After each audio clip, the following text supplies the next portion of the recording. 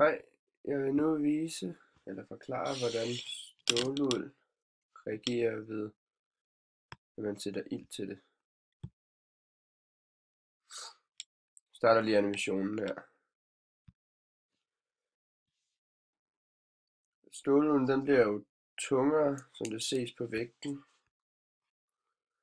ved reaktionen, da det oxideres, og det reagerer med oxygenen, som bliver optaget. Så stålulden bliver afbrændt, og oxygenmolekylet bliver optaget, som det ses på. Nu må jeg lige spole tilbage. Som det ses på forstørrelsesglasset.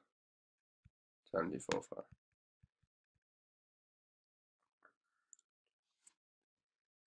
Så det bliver FeO, da jernmolekylerne Fe, så kan man se, at de røde oxygenmolekyler bliver optaget her.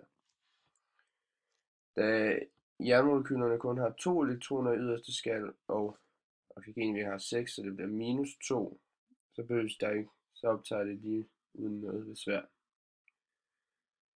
da de gerne vil opfylde oktetreglen. Så reaktionen den kommer til at